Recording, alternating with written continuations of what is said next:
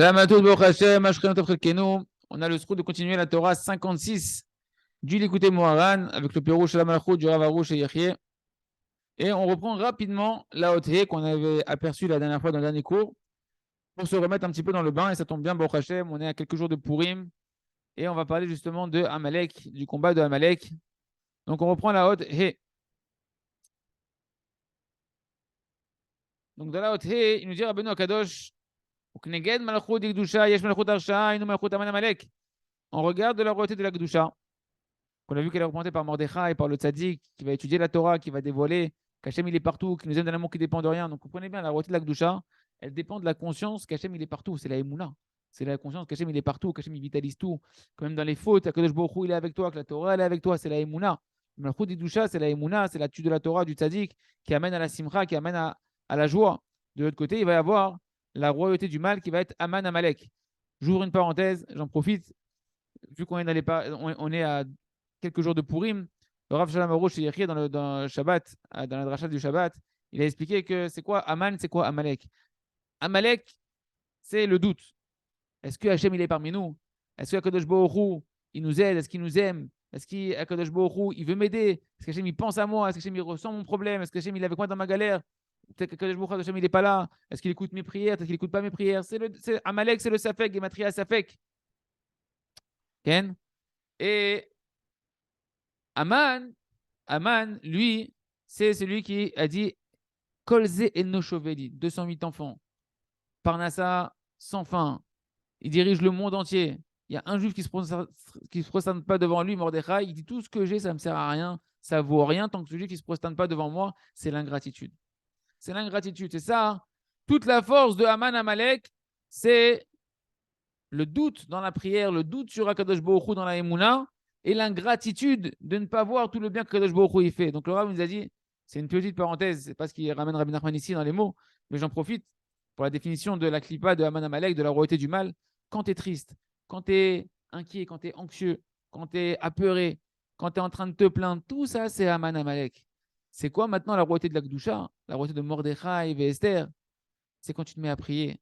Quand tu as les mains comme Moshe tendues en prière pour combattre Amalek, c'est que tu as confiance. Tu as les mains étendues en Emouna, nous dit Rabbi Nachman, nous dit Onkelos, les mains étendues en Emouna, en Tfila, que tu as confiance que Kadosh Baruch Hu, il t'écoute, que Kadosh Baruch Hu, il est avec toi, que Kadosh Baruch Hu, il t'aide, que Kadosh Baruch Hu, il veut que tu réussisses.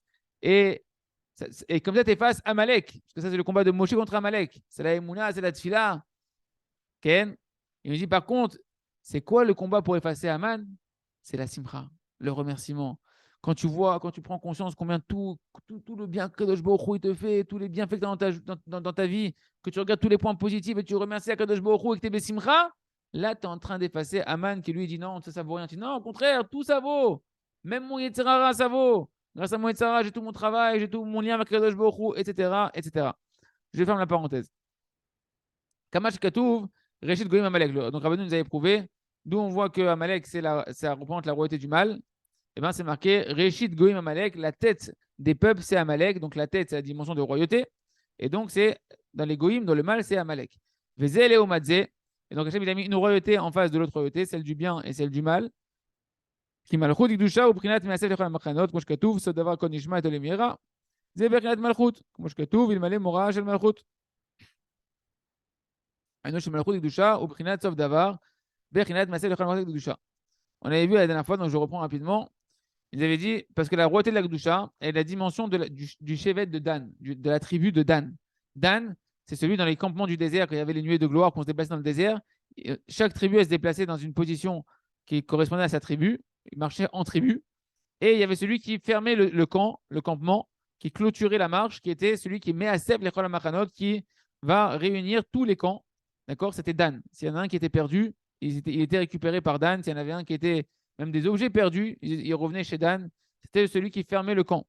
Comme c'est marqué dans Kohelet 12, sauf d'avoir Akonishma et de l'émira. À la fin de toute chose, tout est entendu et Dieu tu craindras. Ton Dieu tu craindras. Alors, nous dit Rabbi Nachman, ce verset-là nous fait référence justement à cette dimension de la royauté de la Kedusha. Pourquoi? Et par rapport à Dan qui clôture le machané de la Kedusha d'Israël, qui clôture le campement du Ham Israël. Pourquoi? Parce que dans ce verset-là, il y a la fin de toute chose, donc ce qui va clôturer, ce qui va fermer, comme Dan qui ferme tout, et il y a marqué que la crainte du ciel. Et or, la crainte du ciel, nous dit Rabbi Nachman, Zebechinat Malchut, c'est la dimension de la royauté. Donc, on voit le lien ici entre la royauté et ce qui va clôturer, ce qui va fermer les choses. Pourquoi? Puisque c'est marqué il malé morach el malchut. S'il n'y avait pas la crainte du ciel, la crainte de la royauté, alors les hommes ils se dévoreraient les uns avec les autres. Ce serait la loi du plus fort, la loi de la jungle. Que c'est marqué dans Pirkei Avot. Donc tu vois que la crainte de la royauté, donc la crainte et la royauté sont liées. Donc quand dans le verset c'est marqué et Dieu tu craindras, la crainte ici fait référence à la royauté. Dans ce même verset il est marqué également à la fin de toute chose, tout sera entendu et Dieu tu craindras. Donc la crainte de Dieu c'est la royauté. Et la fin de toute chose, c'est aussi lié à la royauté. Pourquoi? Parce qu'en réalité, la sphère de la royauté, de la Malchut, elle vient clôturer toutes les sphérotes. C'est elle qui clôture toute la coma de la Gdusha des sphérotes. C'est la royauté qui va être la dernière, qui va être à la frontière entre toutes les tâches de la Gdusha des sphérotes, donc des influences divines qui sont la spiritualité qui descend sur terre, et la limite qui vient être fermée par la sphère de la royauté. Et derrière, ça va être les forces du mal qui vont continuer, qui vont toujours venir s'abreuver, en fait, essayer de pouvoir prendre de la force dans la royauté, dans les sphères, dans les endroits les plus bas de la royauté, dans la frontière entre la Gdusha et la Touma. D'accord? Donc c'est pour ça que Amalek, il va venir toujours attaquer le camp à l'arrière, là où il y a Dan, à la fin du camp, parce que ça représente la fin de la royauté, dans les niveaux les plus bas, où il va essayer d'attraper les plus faibles. Les plus faibles en quoi? En crainte du ciel. Parce que la royauté de la Gdusha, comme on a dit, il malé mora shel malchut. S'il n'y avait pas la crainte de la royauté, la royauté de la Gdusha, elle dépend de la crainte que j'ai d'Hachem. Quand je crains le roi, quand je crains Hachem, je prends la royauté de Kadosh Baruch Hu sur moi, je suis dans la royauté de la Gdusha. Mais si je suis faible dans ma crainte d'Hachem, alors je suis expulsé de la royauté, je suis à la fin de la Gdusha, je suis à la fin du camp, et je suis rejeté. Les Anané Kavod, ceux qui fautaient, en particulier au niveau du Brit, de l'Alliance, on faute par l'Alliance quand on perd la crainte d'Hachem, eh ben, ils étaient repoussés par l'Anané Kavod. L'Anané Kavod, ils étaient des nuées de gloire protectrices. D'accord? Et ben, les nuées de gloire, elles repoussaient ceux qui avaient fauté, qui étaient faibles en Yirat Shamaim. Et c'est là-bas que Amalek, il venait s'attaquer. Donc, on a appris ici que la royauté de la Gdusha, c'est la fin de toute chose. Elle vient réunir, clôturer tous les campements de la Kedusha.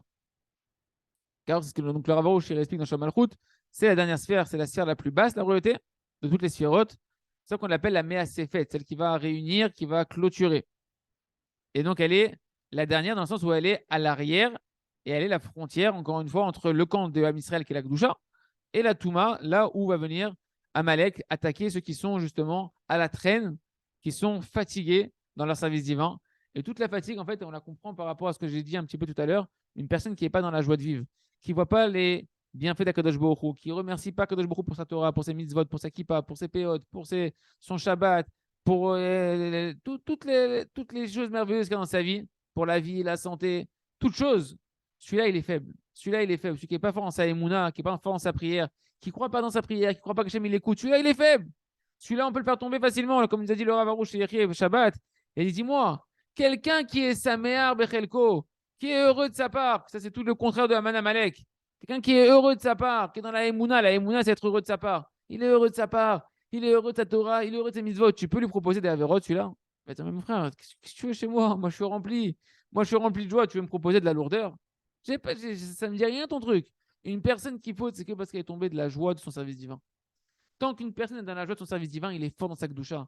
Il a sur lui la crainte d'Hachem, il a sur lui la royauté d'Akadosh Baruch Hu, il incarne la royauté d'Akadosh Baruch Hu par sa joie et par son remerciement. Le mal ne peut pas s'attaquer à lui. Par contre, une personne qui s'affaiblit dans sa crainte du ciel, dans sa joie de vivre, dans sa émouna, dans sa conscience que de tout le bien qui l'entoure, celui-là, il est faible et Amalek, il peut l'attaquer. Il peut l'attaquer et le faire tomber dans le Brit. Parce qu'Amalek, il prenait les Brit Milot. Il coupait les Brit Milot des Chadesham, des Israël, les jetait en l'air. Parce que Davka, c'est là-bas que Amalek peut prendre le dessus. Bechinat Machanedan. Donc la frontière de la Gdusha, elle est représentée ici par la tribu de Dan, par le campement de Dan, qui lui clôturait en réalité tout le campement du Israël. Sheoum et Asef Echol Machanot, qui était donc le rassembleur de tous les campements du Israël. Le Rav Arush nous explique un petit peu ce qu'on a dit un peu plus en détail. Lorsque les Israël était dans le désert, le camp de Dan, la tribu de Dan, il marchait derrière toutes les autres tribus, et tout celui qui était faible, qui était affaibli, qui n'arrivait plus à marcher avec son camp parce qu'il était un peu à la traîne, etc. Qui c'est qui le récupérait quand il était isolé? C'était Dan. Le chevet de Dan, il venait. Et en réalité, le Rav nous dit ici, par rapport à notre sujet à nous, comment on va expliquer les choses, c'est que ceux qui sont tombés derrière dans le camp, ceux qui sont en train de reculer dans le service divin.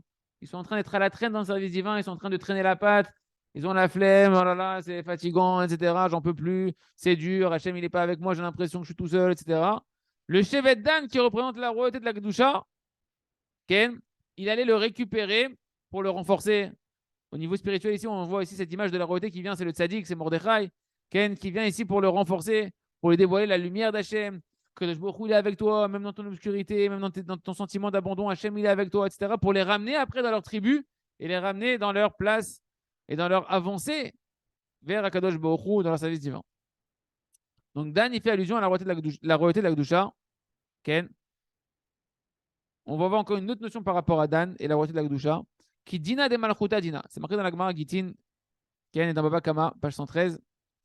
C'est marqué comme ça. Gitin, page 10, Baba Kama, page 113. Dina de malchuta dina. Ça veut dire quoi, dina de malchuta? C'est-à-dire que le din de la royauté, c'est un din. En réalité, c'est-à-dire quoi? C'est-à-dire que la loi du pays, la loi de la royauté dans laquelle on est en train de vivre, eh ben, elle t'oblige à te soumettre à cette loi-là. D'accord? Sauf si elle est contraire à la Torah. Mais tout le reste qui va être maintenant des lois imposées par la royauté dans laquelle je vis, eh ben, dina de malchuta, le jugement de la royauté dans laquelle je vis, dina, c'est un jugement qui aussi pour moi, je dois me comporter en adéquation avec les lois locales dans lesquelles je me trouve. Et Rabbeinu, il explique en réalité, d'après le drash, le sens du drash, que le chevet de Dan, pourquoi il s'appelle Dan? Pourquoi il s'appelle le mot Dan? Parce que le mot Dan, il vient du mot din. Dan et din. Dan, c'est un juge, c'est jugé. Et din, c'est le jugement, d'accord? Les lois. Et c'est relié en fait à la royauté. Une royauté, elle se définit par des lois qu'elle va imposer à son peuple, pour guider son peuple, en fonction de ce qu'elle pense qu'est la bonne direction qu'il doit suivre. Et donc le din, en réalité, il est appelé Dina de Malchuta, il est appelé le jugement de la royauté. Et donc Dan, il a la même étymologie, d'accord, que cette notion de la royauté, qui elle-même, la royauté, est représentée par le din, par les lois qui vont légiférer le comportement de chacun. Et donc ça montre encore comment Dan est la dimension de la royauté de la Kedusha, qui rattrape tous ceux qui sont tombés, et cette dimension du din qui est liée à la royauté. Et donc, on a dit, en regard de la royauté de la Kedusha, qui elle va réunir toute la Kedusha, il se trouve en face Malchut de Sitra Achara ou Measef Mamon. Et là, Rabbi nous donne un sod. Il dit en fait la royauté des forces du mal, qui est en regard de la force de la Kedusha, donc Amalek, c'est quoi son appât? C'est quoi son appât qu'il va avoir Amalek? Amalek, les forces du mal, c'est qu'il est, alors que les forces de la Kedusha, elles sont Measef, elles réunissent toutes les sirotes de l'Akdoucha, elles vont clôturer toute l'Akdoucha, et bien lui, il va réunir quoi à Amalek? L'argent. Il va donner dans ceux qui va essayer de séduire et qui va captiver chez lui le désir et l'appétit de l'argent et de la richesse. Il ne veut pas qu'on retire ce qu'il a réussi à avaler. C'est-à-dire quoi? C'est-à-dire que les forces du mal, elles vont chercher à engloutir des étincelles de Kedusha, absorber, ligoter et se nourrir, pomper des âmes du Ham Israël qu'elles vont capturer à travers les fautes, à travers les doutes dans la Emouna, la tristesse et après les fautes, etc.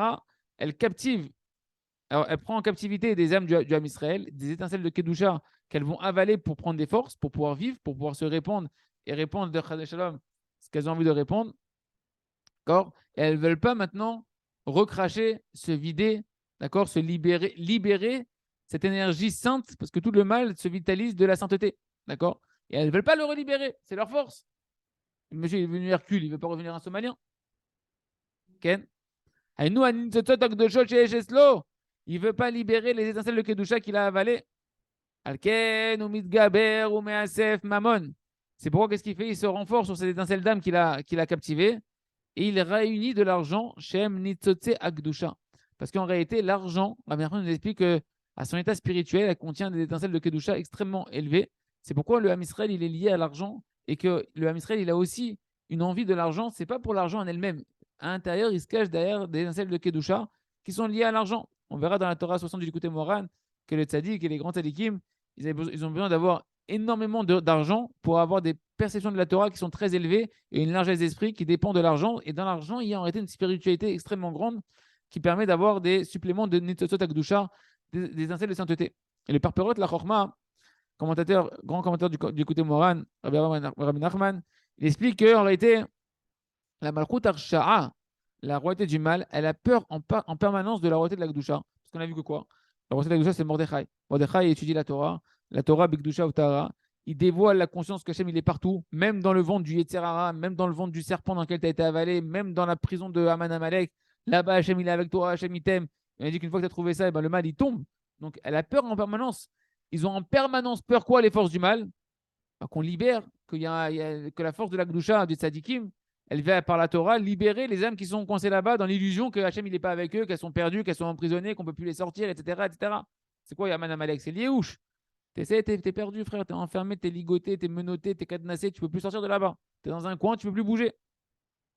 Et il a peur que le Tzadik qui vient, comme on l'a vu dans cette Torah-là, qui est Megillat Esther, qui va dévoiler qu'en réalité, derrière tous les voiles, Hachem il est là, en fait, Hachem il t'aime, crie vers Hachem, Hachem va te répondre, il est là.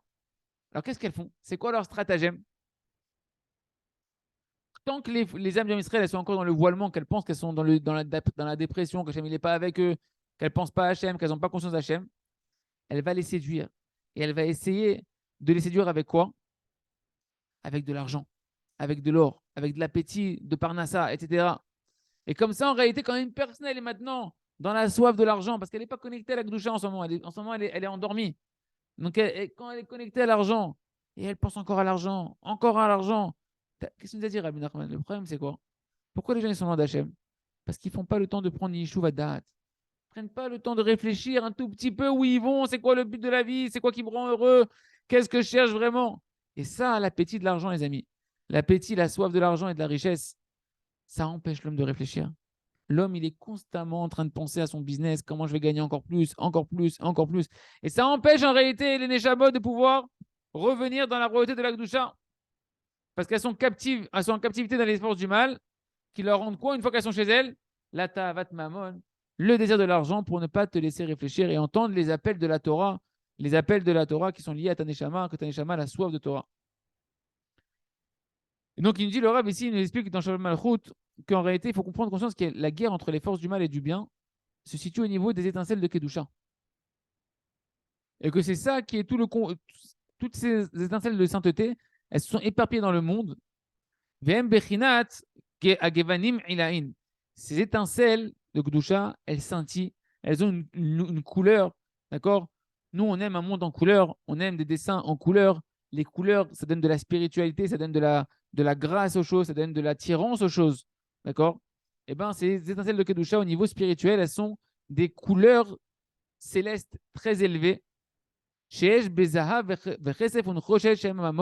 on retrouve en réalité ces étincelles de Kedusha dans l'argent, dans l'or, dans le nechochet, c'est quoi? C'est les reins?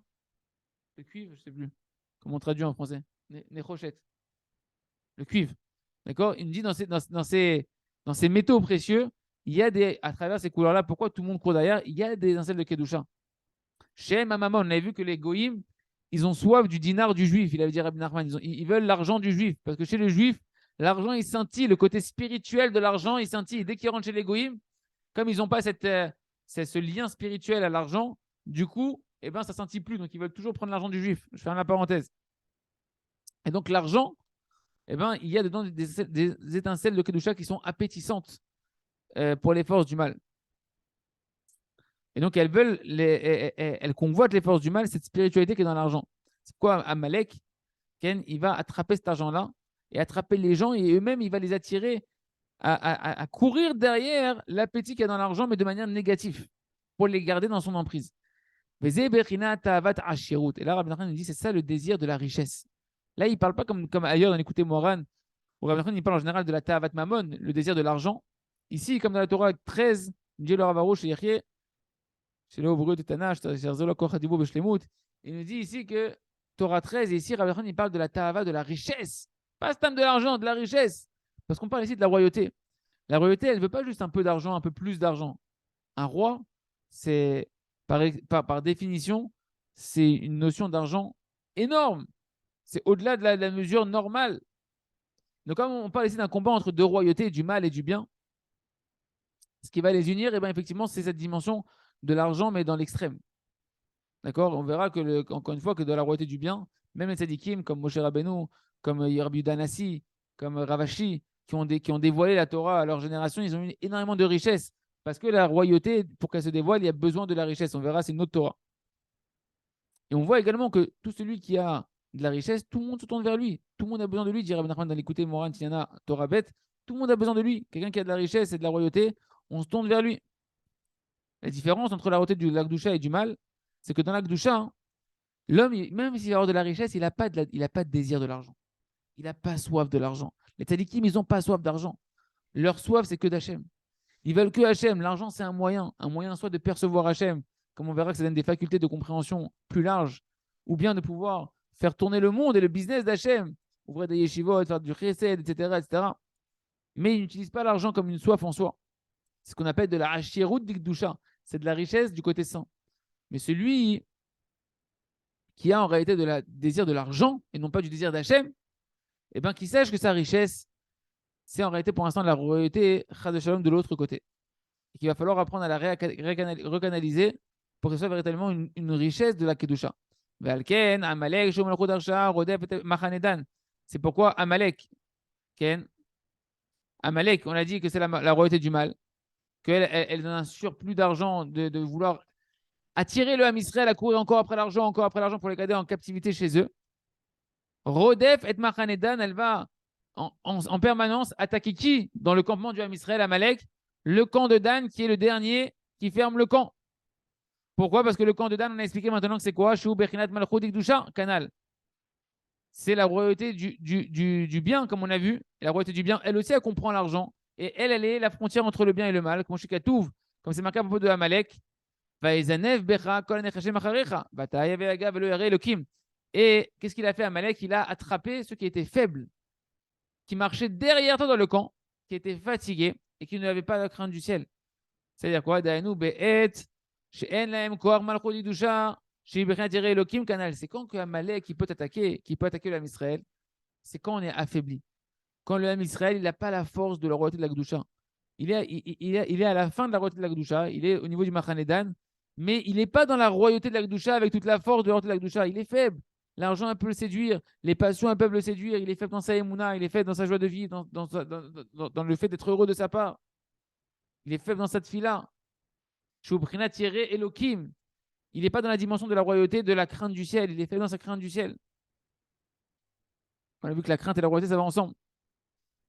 Kimalchut, Haman Amalek, ou Ipur Malchut Kedusha. La royauté de Haman Amalek, c'est le contraire de la royauté de la Kedusha. Parce que la royauté de la Kedusha, Kimalchut Kedusha, ou Bechinat Measef Lechol HaMachanot Kedusha, ou Malchut Haman Amalek, ou Malchut Arsha, ou Bechinat Measef Amon Kanal.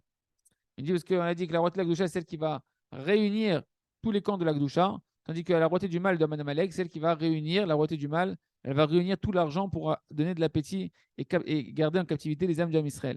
Parce qu'il va se renforcer la royauté du mal de Haman Amalek. Il va renforcer en nous, enfin dans le Chadasham de l'Ham Israël, le désir de l'argent, afin de capter toutes les étincelles de Kedusha qui sont liées à l'argent et aux âmes du Ham Israël. C'est pour ça que c'est marqué dans la Torah que c'est où est-ce qu'il a attaqué Amalek? Le Ham Israël à Rephidim. C'est quoi Rephidim? Ils ont dit c'est quoi Rephidim? Rafou Yedehem. Rephidim, Rafou Yadaim. Ils ont affaibli leurs mains de la Torah. Lorsque l'homme Israël, il a plus sa joie de vivre, il n'est pas heureux de sa Torah, il ne donne pas de la valeur et des remerciements pour sa Torah. À ce moment-là, eh ben, il est faible. Il a relâché ses mains dans sa Torah, il a relâché la émouna qui est liée à sa Torah. Et à ce moment-là, Amalek, il peut te rentrer le désir de l'argent. Quand une personne, elle ne sait pas que la Torah, c'est bien plus que l'or et l'argent, qu'il n'y a aucun argent du monde qui peut égaliser, qui peut arriver à une lettre de la Torah, à la valeur et au plaisir qu'il y a dans une lettre de la Torah. Alors, une personne, elle peut courir après l'argent et le Tzara, Amalek, il peut venir te séduire et te faire perdre ton temps et te laisser endormi chez lui. Ken? Il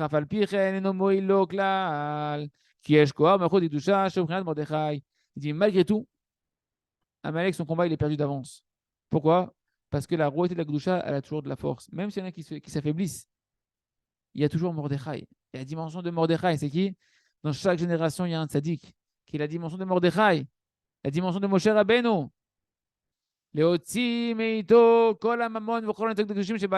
Qui sont là pour faire quoi? Par sa force, par son étude de la Torah, par le fait qu'il va dévoiler tous les voiles et dévoiler que Kadosh Baruch Hu, même là-bas chez Amalek, il est là-bas, qui va enlever les doutes, qui va enlever le brouillard qui s'est mis sur le Ham Israël.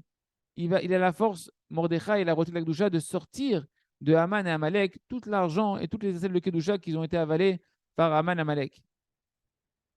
Et ça, c'est pas le peuple qui va étudier la Torah, comme on l'a vu, et dévoiler les voiles qu'il y a sur Kadosh Baruch Hu. Vezeh Shamru Rabotin Zochran Livracha. Ok, on va s'arrêter là pour aujourd'hui, Hachem. On verra demain comment encore dans un verset de Kohelet, on va voir toute cette notion-là, que Béhémet, le tzaddik, il a la force, Marie quand on est tombé chez Haman, Marie quand on est tombé sous l'emprise de Amalek, de nous sortir de là-bas, de nous sortir de l'appétit de l'argent, de nous rentrer dans la Gdusha, de nous rentrer dans l'attachement à Kadosh Baruch Hu, dans l'amour de la Torah et des mitzvot, et d'avoir la parnassa dans la Gdusha, en utilisant pour servir Kadosh Baruch Hu, pour connaître Kadosh Baruch Hu, et non pas pour avoir soif de l'argent. Chazak ve nitrazek.